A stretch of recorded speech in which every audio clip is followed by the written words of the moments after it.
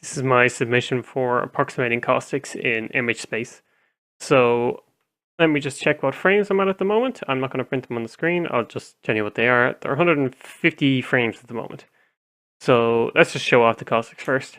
The light is dynamic. It's directional light. It can move around. So if I'm moving it left and right here at the moment, the algorithm handles that. I can also move the dragon around. At the moment I'm moving the ball, but that's no big deal.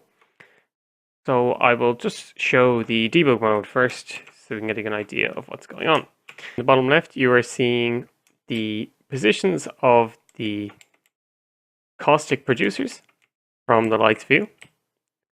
In the top right you can see the Lambertian surfaces that are receiving the caustics from the light's view.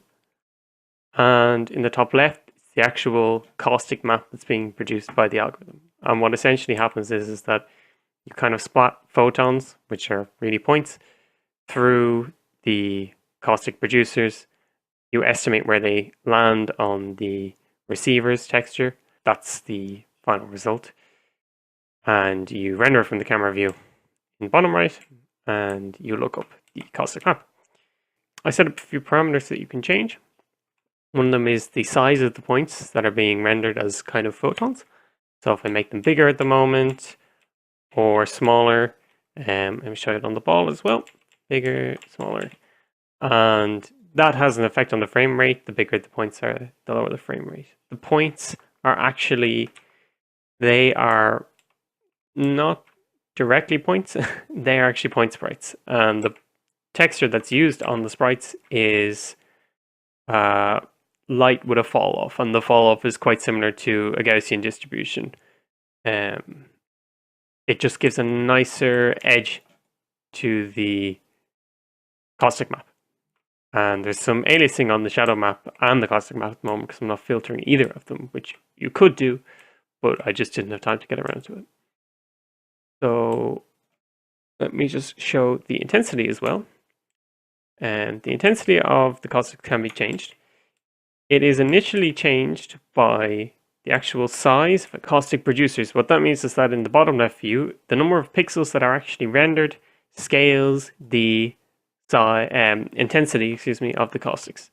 What that means is that if there's more pixels that are rendered, the caustic intensity is lower. And the reason for that is that if you had a big model, it would have more vertices and there'd be more photons of sort splattered through it.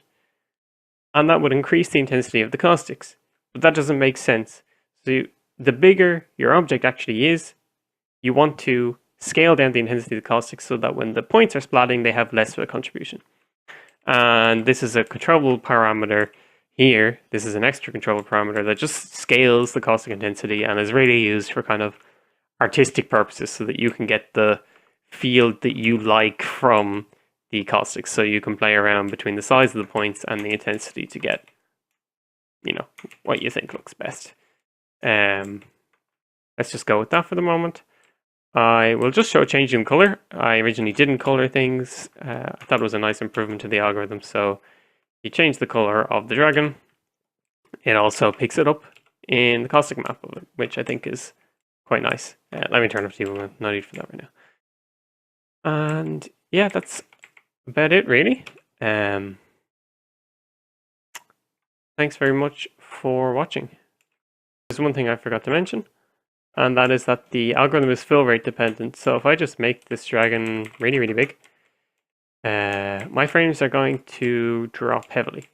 So he's quite big right now. My frame rate's gone to 55 and it started at about 140 before I made him big. Bigger again, down to 46.